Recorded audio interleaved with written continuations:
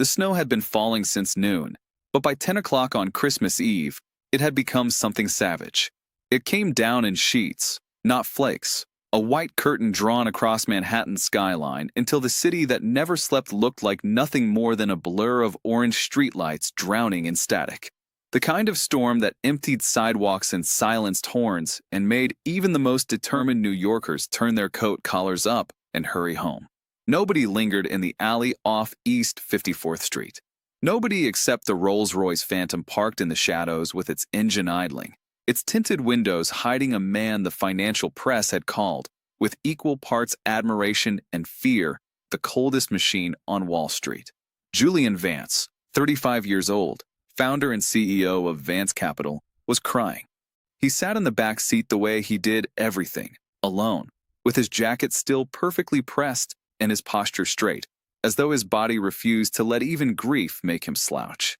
But his hands, those famously steady hands that had signed deals worth billions without a tremor, were wrapped around a stuffed bear so old and threadbare that it was barely recognizable as a bear at all. One button I was missing. The ribbon around its neck had faded from red to the color of old rust.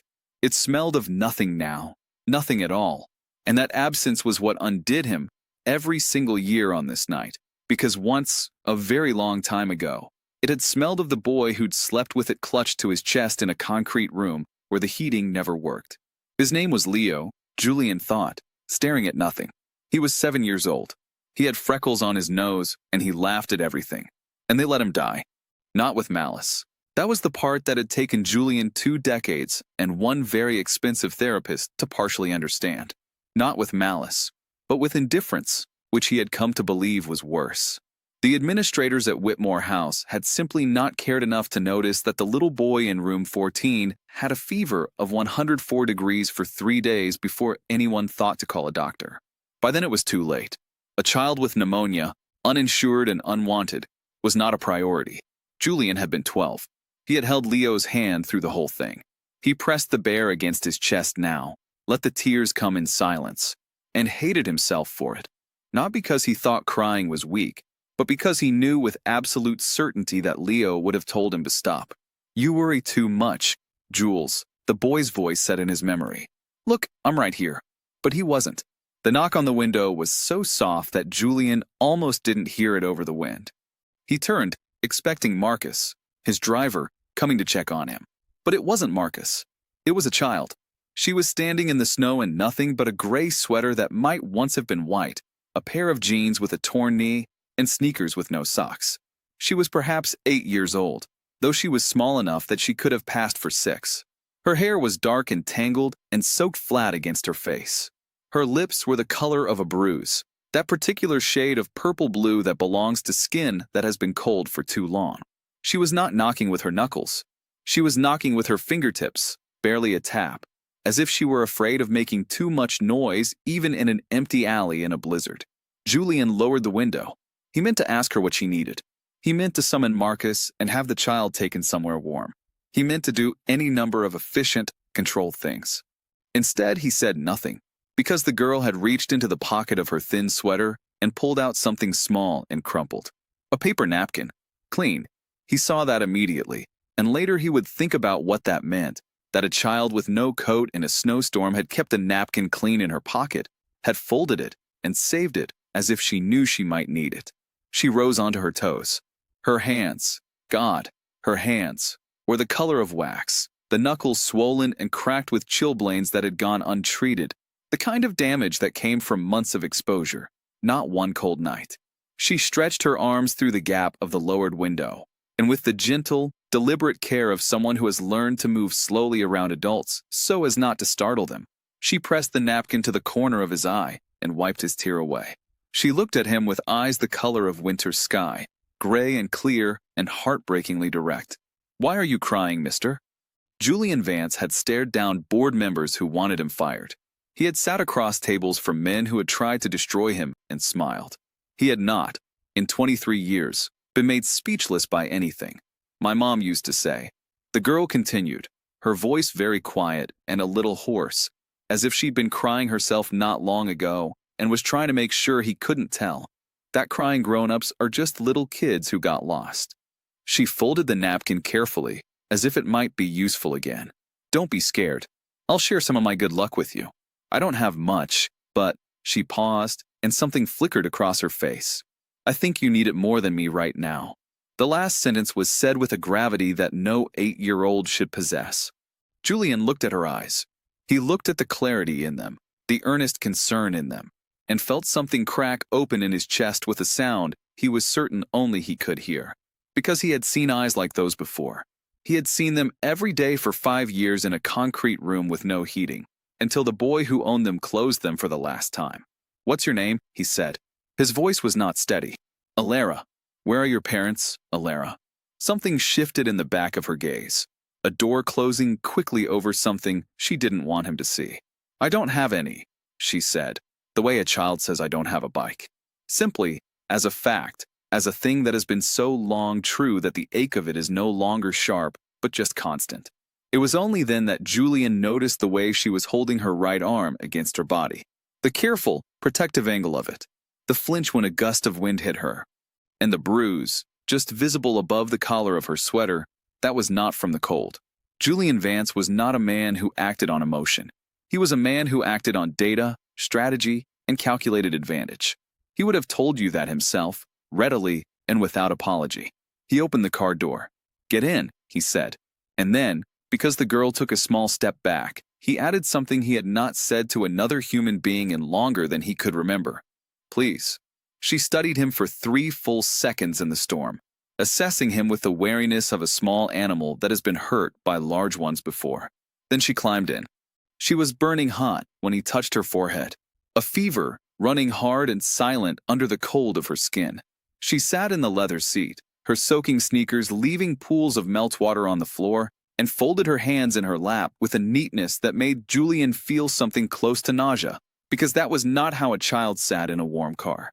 That was how a child sat when she had been taught to take up as little space as possible. "Marcus," Julian said, pressing the intercom. "Mercy General. Now, use the private entrance." "Yes, sir." The car began to move. Alara watched the window without speaking. After a moment, Julian shrugged off his cashmere overcoat, charcoal gray, tailored in Milan, worth more than most people's monthly rent, and wrapped it around her. It swallowed her entirely. She looked up at him, startled, as if the gesture confused her. "You'll catch your death," he said. She looked down at the coat. She pulled it slightly tighter around herself with those ruined hands, carefully, as if she were afraid he'd take it back. "Thank you," she whispered. 3 minutes from the hospital, her head drooped against the seat. Her eyes fluttered. Julian reached over, almost without thinking, and steadied her so she wouldn't tip sideways. In her half-conscious state, her fingers found the lapel of the coat and closed around it, a grip so tight that her knuckles went white. "Don't," she murmured, barely audible. "Please, don't take me back." Julian Vance looked at the city rushing past the window. The storm was still raging. He thought about a boy named Leo who had freckles on his nose and laughed at everything. He thought about concrete rooms and indifference, and how the world seemed constitutionally incapable of protecting the people who needed it most. "I won't," he said quietly. He did not know, in that moment, the full scale of what he was promising, the legal battles, the corruption, the powerful enemies it would make him. He only knew that he meant it completely. "I swear to God, Alara, I won't." The doctors found 7 things wrong with her. Dr. Anita Reyes, chief of pediatrics at Mercy General, a hospital in which Julian held a controlling stake, read them aloud in the corridor outside Alara's room with the careful, neutral tone of a professional who has learned to keep the horror out of her voice for the sake of doing her job. Julian stood and listened with his arms folded and his face arranged into the expression his executive team privately called the wall: blank, unreadable, and impossible to breach. Malnutrition, anemia, hypothermia moderate, a hairline fracture in her left forearm, at least 3 weeks old, never set, never treated. 2 cracked ribs, approximately the same age. Bruising across her back and shoulders consistent with repeated blunt trauma. And a fever of 102.4 degrees, secondary to an untreated respiratory infection. She would need to have been living in these conditions for several months, Dr. Reyes said quietly. "This isn't one incident, Mr. Vance. This is prolonged." Julian said nothing for 12 full seconds. The only sign that he was not, in fact, a wall was a single movement, the slow tightening of his jaw, the bunching of a muscle in his cheek. "Who was her assigned caseworker?" he finally asked. "I've been trying to pull her file. There's a caseworker on record. Office of the Department of Family Services, Division 6. A supervisor named Silas Thorne. I want his full file. Employment record, compensation, including anything off-book, any association with private foster care placement agencies." He glanced at Dr. Reyes. "Can you keep this ward locked? No press, no outside inquiries." "I can, but I own 42% of this hospital's operating parent company, Doctor. Consider the ward locked." He paused. "She doesn't leave without my knowledge. Under any circumstances." He was already dialing his assistant before he reached the end of the corridor. He did not expect the woman who was standing at the nurse's station when he turned the corner. She was 28, perhaps, dark-eyed, wearing a gray wool coat over professional clothing that suggested she'd come directly from somewhere else and hadn't had time to go home first. She had the bearing of someone accustomed to walking into rooms and being underestimated, and the expression of someone who had already decided she was going to be difficult. She looked directly at him and said, without preamble, "Are you the one who brought the child in?" "I am. Clara Hayes, Child Protective Attorney, Division 6. I need to speak with you about—" "No." She blinked. "I'm sorry. I said no." Julian's voice was polite the way a locked door is polite.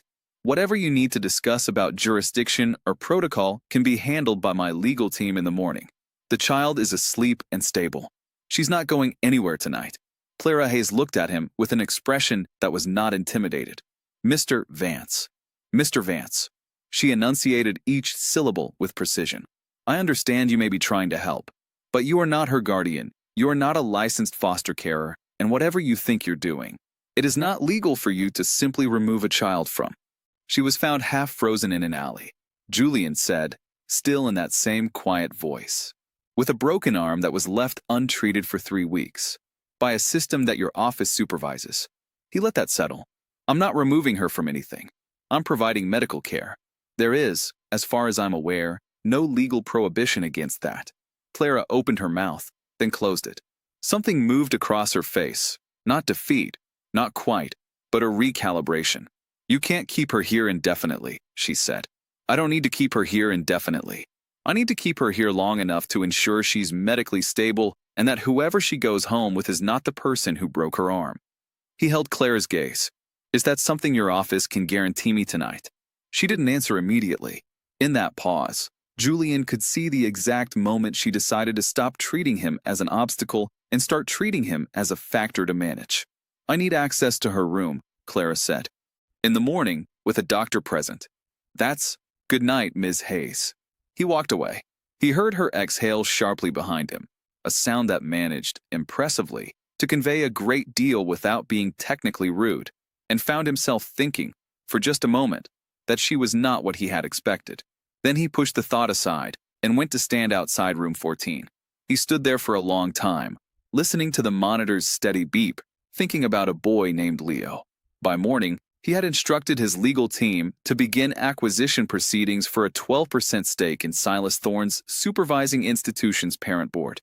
It was the kind of move that took most firms weeks to execute. Julian's team did it in 6 hours.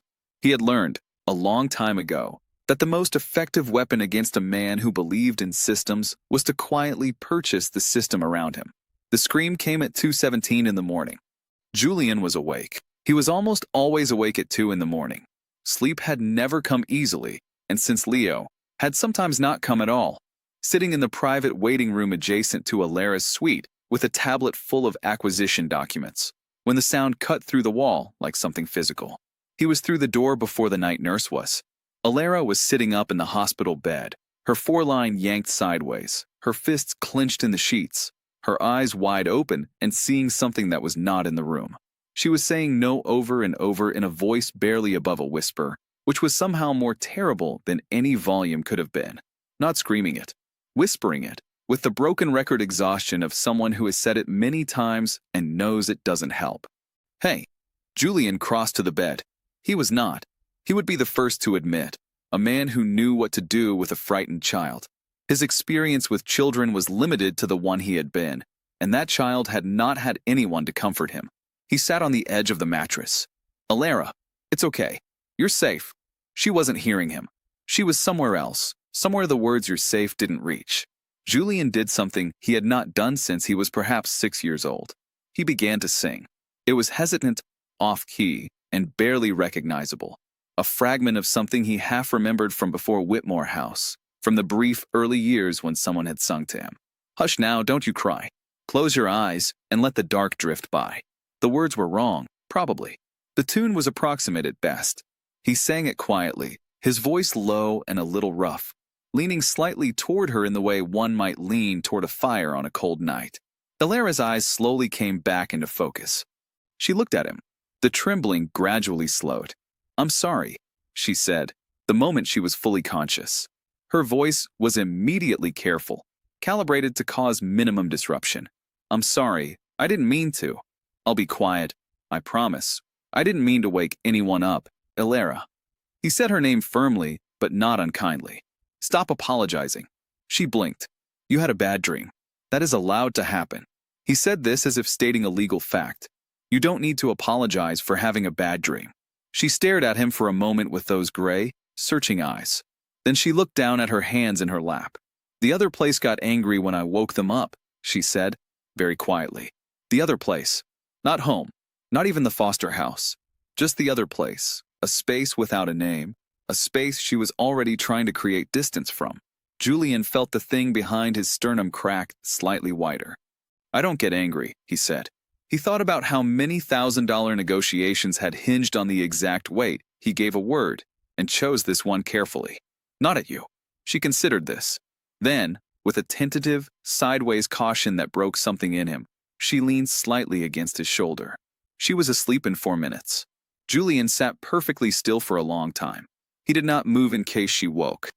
Outside the door, in the corridor, Clara Hayes stood with a paper cup of coffee going cold in her hands, watching through the narrow window, and did not move either. She had come early, unable to sleep, if she was honest with herself, running the case facts over and over in her mind, and had heard the crying, and had reached for the door handle, and then not reached for it, because she had heard a man's voice, low and uncertain, singing something formless and quiet in the dark. She had stopped. She had watched. It was not, she would think later, that she changed her mind about Julian Vance in that moment. She was too careful a person, professionally and personally, to change her mind about anyone in a single moment. But she noted it. She stored it alongside everything else she knew about him. And when the full picture eventually assembled itself, that moment was one of the pieces that made it make sense. In the morning, Alara ate 3 bites of hospital oatmeal and said, unprompted, that she was sorry she hadn't eaten more, and that she didn't want to waste food, and that she was sure there were other children who needed it more. She was 8 years old. Clara set down her pen. Julian set down his coffee. They looked at each other across the hospital tray, and for a moment, despite everything, they were in complete agreement. Silas Thorne arrived at 11 o'clock with the air of a man confident in his authority, a lawyer who billed $300 an hour, and the Kowalski family trailing behind him. The Kowalskis, a distant uncle named Dredd and his wife, Pauline, looked exactly as one might expect people who had been taking $3,000 a month from the state to house a child they were simultaneously starving and hitting to look.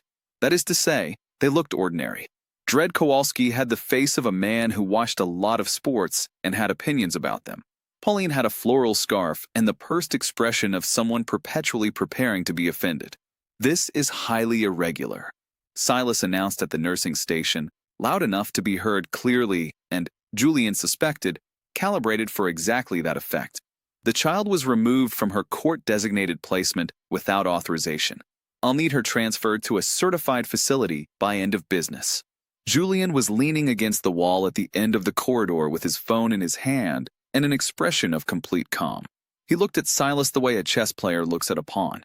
"Mr. Thorne," he said. He did not raise his voice. He never needed to. The child was admitted as a medical emergency with a broken arm, 2 fractured ribs, and evidence of chronic malnutrition. Those injuries occurred in the placement under your supervision. He smiled slightly. "I'd think carefully, if I were you, about how loudly you'd like to discuss authorization right now." Silas's smile did not waver.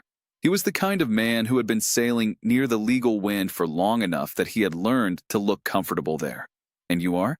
Aside from a man who has no legal standing in this matter, a concerned citizen with an excellent legal team. Julian looked at his phone. You'll be hearing from them tomorrow, incidentally. My team has some questions about the financial relationship between your office and the Family First Placement Services Group. He paused. You're on their advisory board, I believe? Something flickered briefly in Silas's eyes. Not fear, not yet, but awareness. A recalculation. This hospital is under obligation. I'm aware of its obligations, Julian said. I'm also aware that children with documented acute injuries cannot be discharged to the environment that caused the injuries without a full Child Protective Services investigation, a judicial review of the placement, and a medical sign-off from the treating physician. That process takes, at minimum, 2 weeks. He put the phone in his pocket. Good day, Mr. Thorne. Silas looked at him for a long moment. Then he looked at the Kowalskis, and something passed between them, something quick and tightened, and they left. Clara found Julian 20 minutes later in the hospital garden, standing in the cold without a coat, staring at nothing. That was well done, she said. It bought time. It wasn't a solution. No. She stood beside him. He'll be back, and he'll have paperwork next time. I know. Julian looked at the bare trees, which is why I need to know everything about him before he does. Every placement he's administered, every payment made to every family, every report he's ever falsified. He glanced at her. You've been working his division for how long? 3 years. She met his eyes. And in 3 years, I've filed 11 complaints that have gone nowhere. Her voice was steady, but there was something pressed tightly in the back of it. My supervisor tells me I'm adversarial, that I don't understand how the system works. I think you understand exactly how it works, Julian said, which is why they want you to leave. She said nothing, but she didn't disagree. The suspension notice was on Clara's desk at 9 the next morning. Conduct unbecoming. Insubordination. Pending review. 3 paragraphs of bureaucratic language amounting to the same instruction. Stop asking questions about Silas Thorne. She was in the parking lot, sitting in her car with the letter in her hands and the heat running, when her phone rang. A number she didn't recognize. Ms. Hayes, said the voice on the other end, with the unhurried authority of someone who had learned that being hurried was for people with less leverage. This is Julian Vance. I have something I'd like to show you. Can you come to my office? She looked at the suspension letter. As it happens, she said flatly, I have some free time. Vance Capital occupied the top 4 floors of a building on Park Avenue that managed to simultaneously look like architecture and feel like a statement. Clara rode the elevator to the 38th floor and was shown into an office that was, she had to admit, somewhat extraordinary. Glass walls overlooking Manhattan, a desk that was almost aggressively minimalist, and the complete absence of the art or decor that most men of Julian's wealth used to signal their taste. No trophies on the shelf. One framed photograph on the desk, a small boy with freckles and a gap-toothed smile, holding a stuffed bear. Julian was standing at the window. He turned when she entered and gestured to the table by the window, where a manila folder sat with the deliberate placement of something that has been positioned for maximum impact. Clara sat and opened it. She read for 3 minutes without speaking. Inside was a financial analysis covering 27 months of Family First Placement Services Group's invoicing, cross-referenced against children placed by Silas Thorne's division. The pattern was unmistakable. Payments inflated, placement durations extended artificially, medical and educational needs deliberately underreported so that more expensive specialist facilities, all affiliated with Family First, could be commissioned. The Kowalskis featured prominently. Dred Kowalski was listed as having received $43,000 in state benefits over 18 months for housing Alara. Itemized expenses included specialist dietary support for a child who had arrived at a hospital severely malnourished. Where did you get this? Clara said. From a forensic accounting firm I retained the morning after I brought Alara in. He sat down across from her. I also have testimony from 2 former foster families in Thorne's division who were pressured to overreport children's behavioral issues to justify higher rate placements. He paused. And I have a financial analyst who will testify that Thorne holds, through a shell company, a minority equity stake in the parent company that owns Family First. Clara set the folder down. She looked at him for a long moment. You put this together in 4 days, she said. When something is important, I'm thorough. Julian. She used his first name without planning to. This is enough. This is more than enough for a federal investigation. It's enough for more than that. He leaned forward slightly. But a federal investigation takes time. Alara's custody hearing is in 8 days. I need this to be unignorable now. He looked at her. I need someone who understands the legal structure of child welfare cases and who has been building her own file on Thorne's division for 3 years. Someone whose testimony will carry moral weight that mine, the slight pause was almost imperceptible, interested party, will not. Clara understood what he was asking. She also understood what it would cost her. The formal career in public service she had been building. The cautious, institutional route to change she had been walking. She thought about Alara eating 3 bites of oatmeal and apologizing for it. I want full access to everything you have, she said. And I'm not just going to the custody hearing. I want to take the whole thing down. The placements, the payments, every child who's been through this system. Not just Alara. Julian looked at her steadily. Then he said, with what Clara would later describe to her sister as almost like respect, I was going to suggest exactly that. He extended his hand across the table. Clara looked at it. Then she shook it. Partners, she said. Partners, he agreed. He did not smile, quite. But something in his face shifted fractionally, the way a landscape shifts in the first few seconds after the sun comes out. Alara was discharged on a Thursday.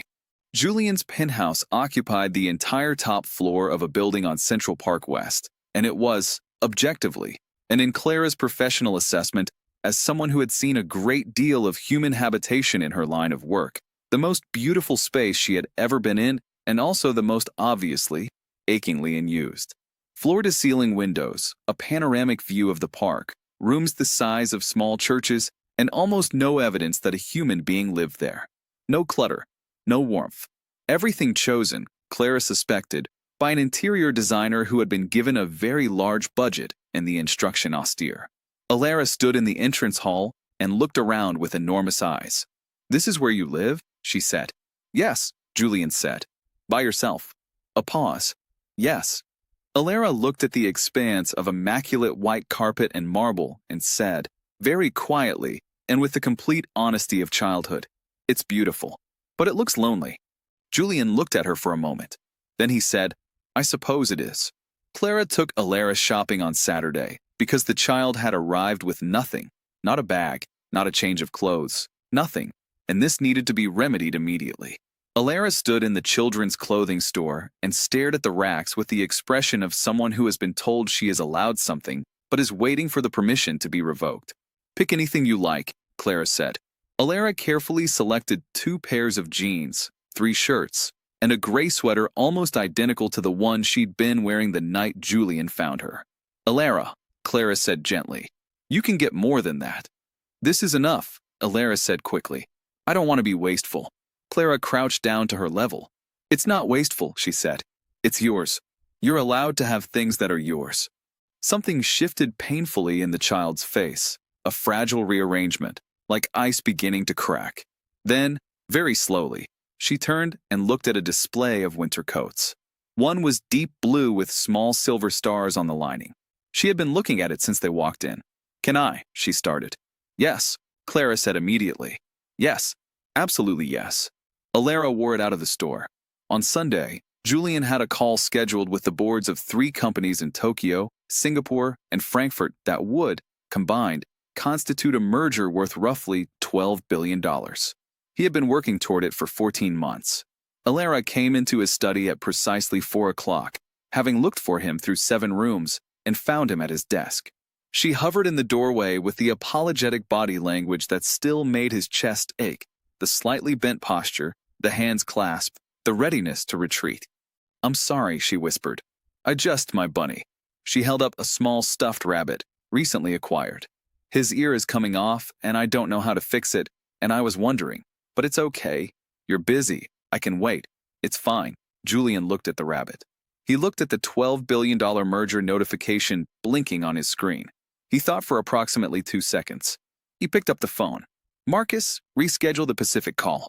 Move it to tomorrow morning, 7 a.m., my time. Compensate them for the inconvenience. He put the phone down. Alara stared at him.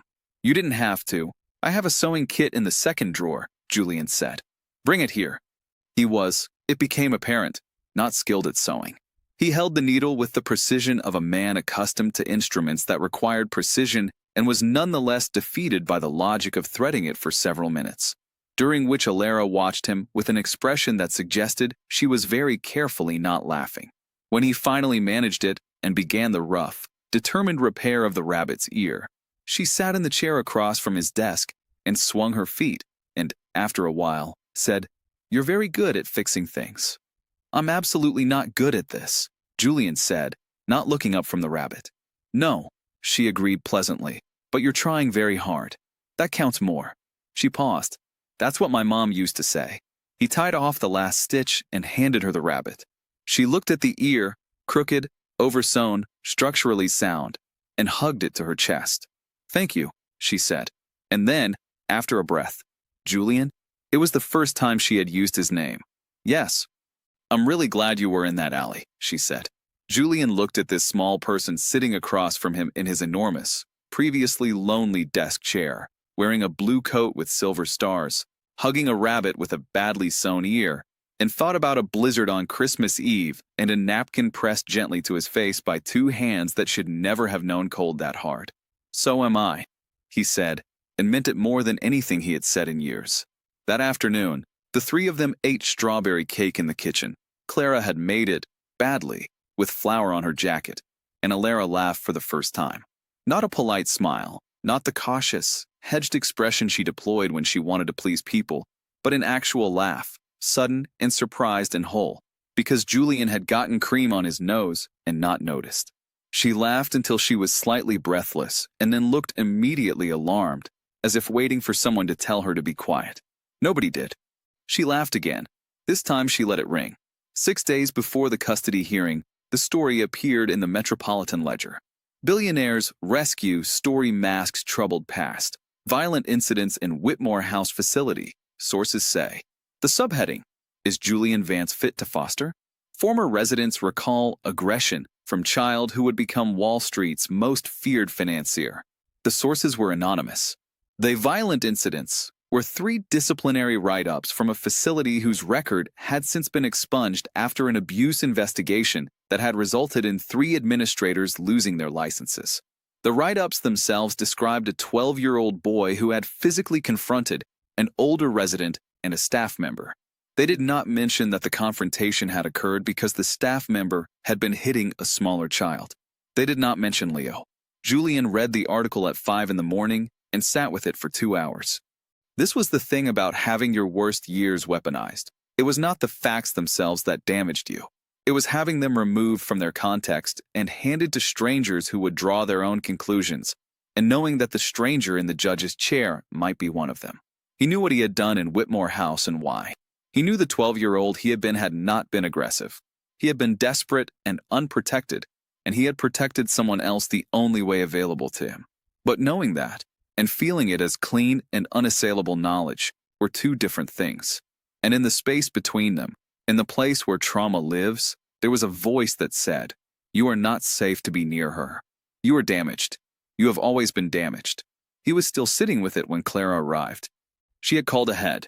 She came in with 2 coffees and saw his face and sat across from him and waited without speaking, which was, Julian thought, exactly right, because there was nothing to say to a story like that except to let the person look at it until they'd finished looking. They got these from Thorne, he said finally.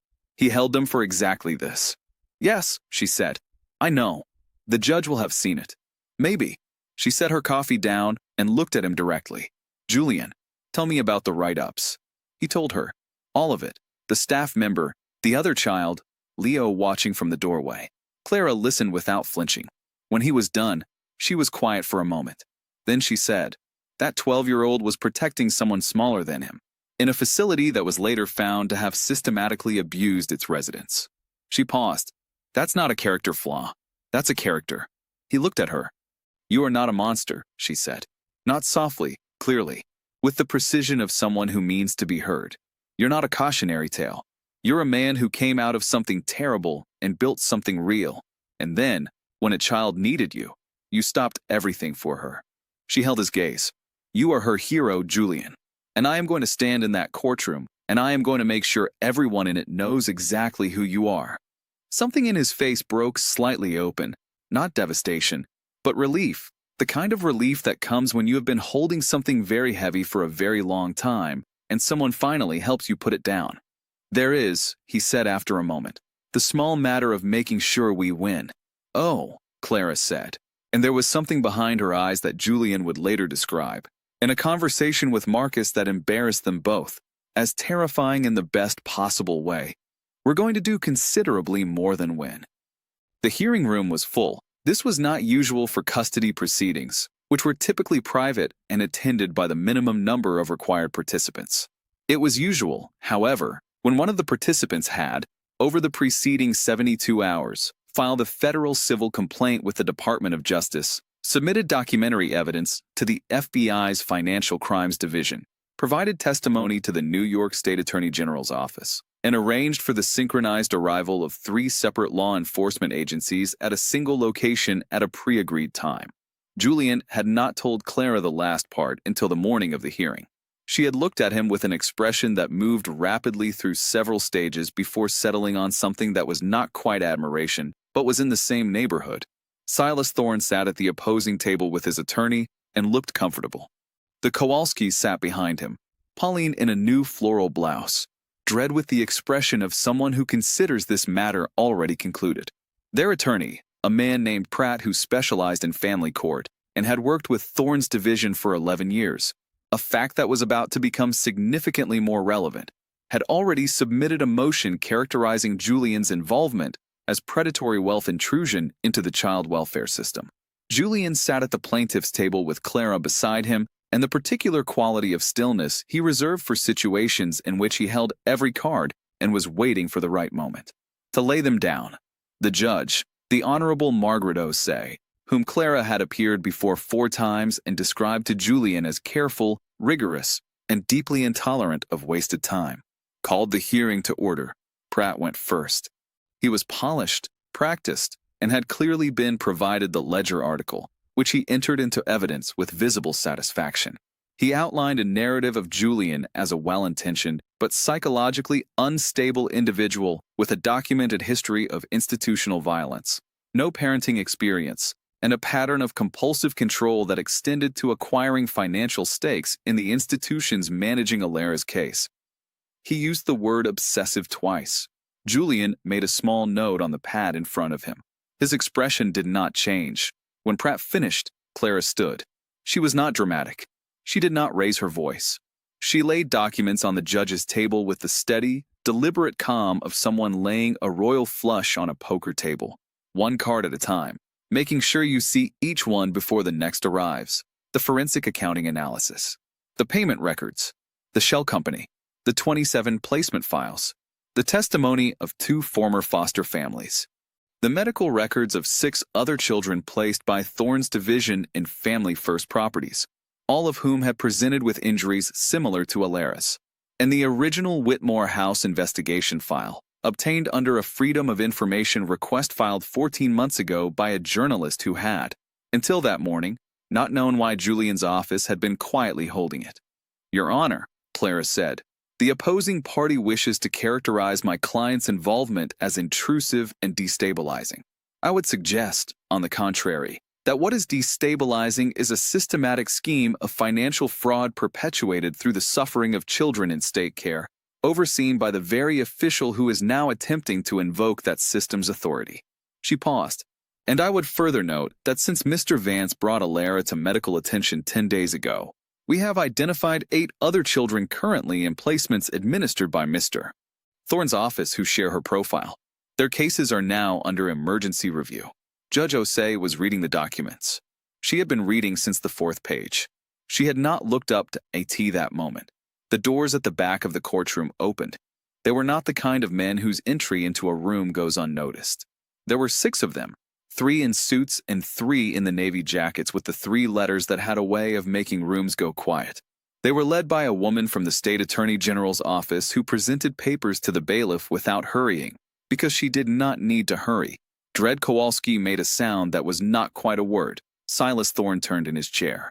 For the first time since the hearing began, his composure was a thing that was happening consciously, effortfully, instead of simply being the natural state of a man who believed himself untouchable.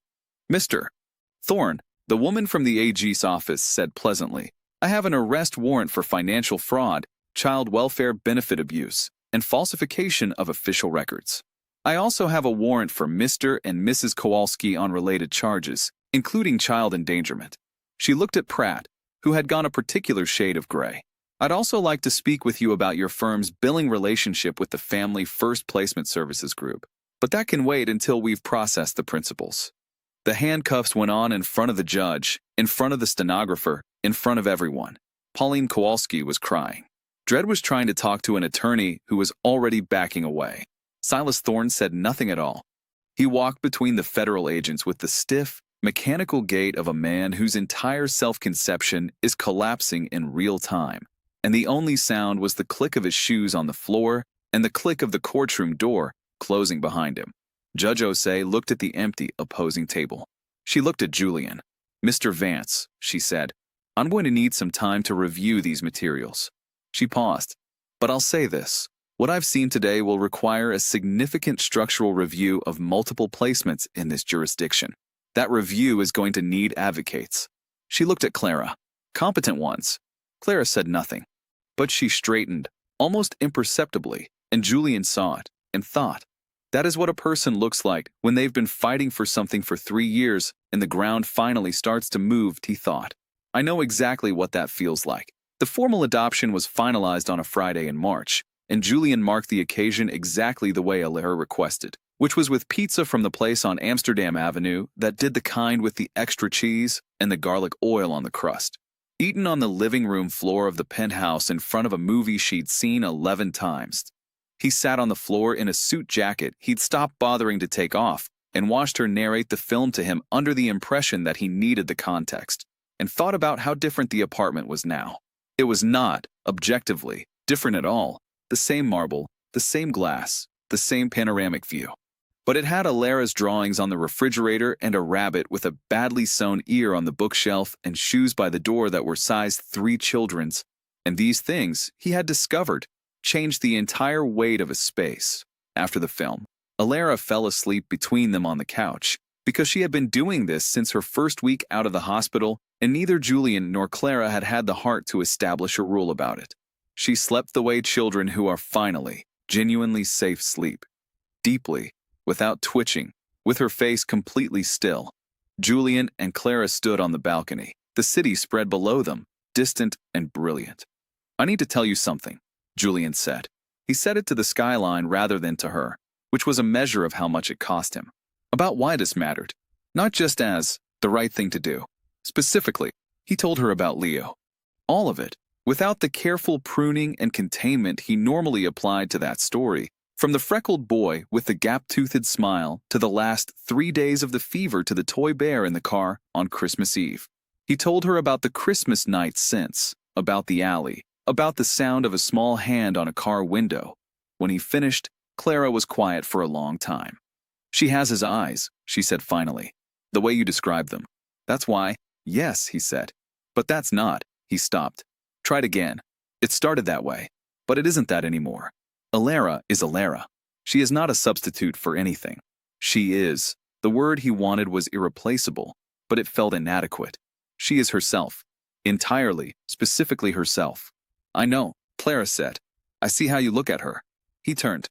She was looking at him, not with the professional assessment she had turned on him in the hospital corridor on Christmas night, but with the look of someone who has been paying careful attention to a person for 3 months and has, gradually, assembled a complete picture. "You gave her something I couldn't give her through the system," Clara said. "Not because the system failed, though it did, but because she needed someone to be willing to burn the whole thing down for her." She paused. "I've never met anyone willing to do that before." "You were," Julian said. "You filed 11 complaints over 3 years, knowing they'd be buried. You kept filing them anyway. That's not the same. It's exactly the same. It's just a different set of tools." He held her gaze. "You kept going, Clara, in a system that was designed to wear you down until you stopped. You didn't stop." He said it the way he said the things that mattered. Simply, without decoration. That is the single most formidable thing I have ever seen. She looked at him for a moment. Then she laughed, a small, startled sound. You're very strange, you know that?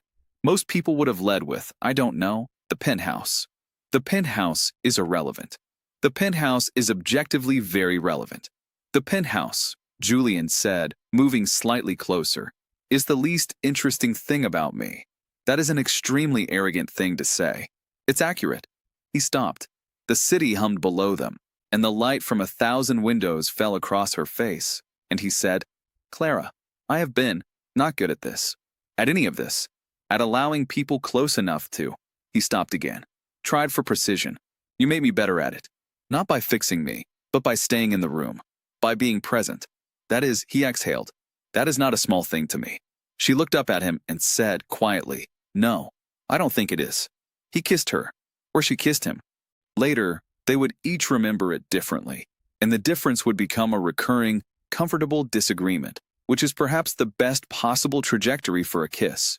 Inside, on the couch, Alara slept on, holding her rabbit with the badly sewn ear, and did not dream of anything bad at all. 1 year later. Christmas Eve, the penthouse was unrecognizable that a tree stood in the corner of the living room, 7 feet tall, slightly lopsided because Alara had decorated it herself with an aggressive enthusiasm and no particular commitment to visual balance.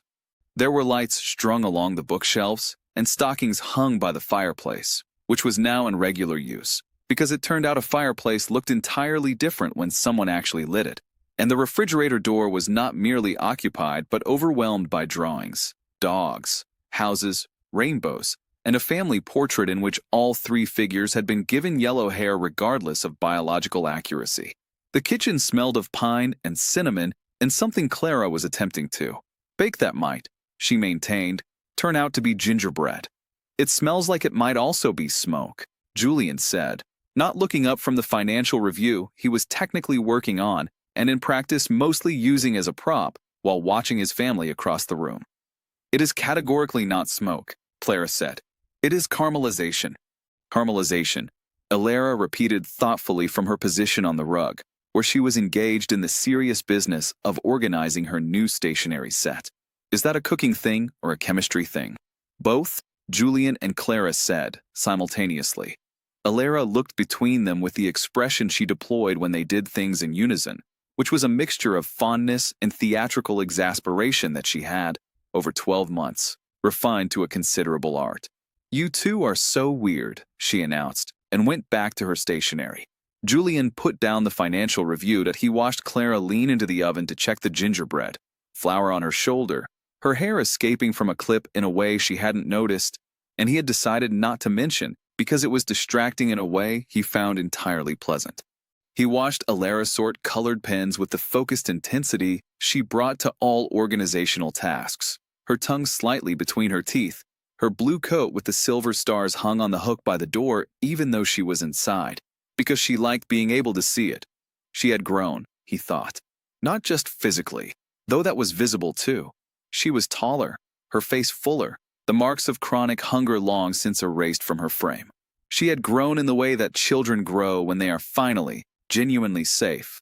Outward, exuberantly, in all directions. She was loud now. She laughed easily. She had opinions about things, music, books, the correct technique for making hot chocolate, that she offered without apology and defended with cheerful conviction. She still folded napkins neatly when she was nervous. She still flinched slightly at raised voices in public. The past left its marks. Julian knew that better than anyone. But marks were not the same as damage. They were the record of what had been survived, and survival, he had come to understand, slowly, through the medium of a small girl who had once stood in a blizzard and shared her good luck with a stranger, was something to be honored rather than hidden. He thought about the man in the car last Christmas Eve, hands on a fraying bear, tears on his face, certain in some unreachable part of himself that the particular species of cold at the center of him was permanent. He tried to locate that feeling now and found that he could not quite reach it, not because it had been erased, but because it had been so thoroughly surrounded by the warmth of everything else that it had lost its power to define him. The timer went off in the kitchen. It's not smoke, Clara said firmly. It's very slightly dark on the edges, and that means flavor. Mama, Alara said, with the weary patience of someone much older. It's smoke. The word fell into the room the way it always did, with the naturalness of something that had arrived without ceremony, about 4 months into the year, first as an experiment, and then as a fact, the way all true things eventually become. Clara straightened up from the oven and looked at Alara with a full, complete expression that contained too many things to name. Julian met her eyes over the top of Alara's head, he thought. Leo would have loved this. Thy tea was the first time he had thought that sentence, and what struck him was that it did not hurt. It was true, and it was tender, and it was accompanied by something that took him a moment to identify as gratitude for the boy with freckles who had taught him what it meant to love someone smaller than you, without wanting anything in return.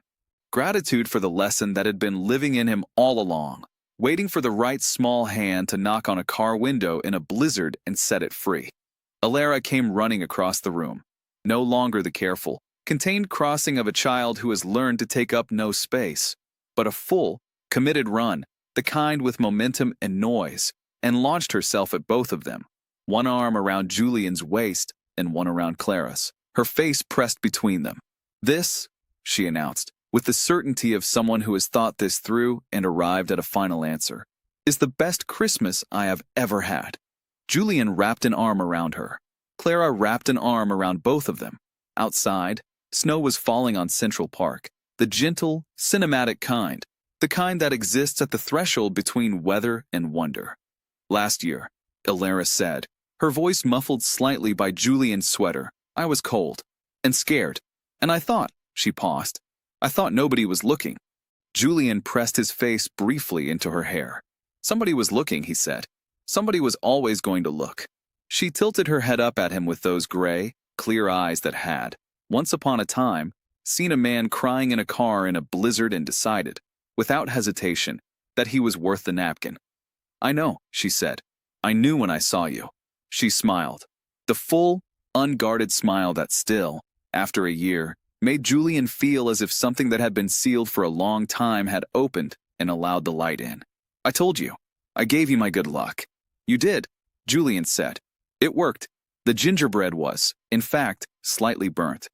They ate it anyway, all of it, in front of the fire, and the apartment smelled of pine and caramelization and the particular warmth that has nothing to do with temperature and everything to do with belonging somewhere, to something, to someone, to a moment that will be, long after all the other moments have faded, the one you return to when you need to remember what love looks like, not the absence of pain.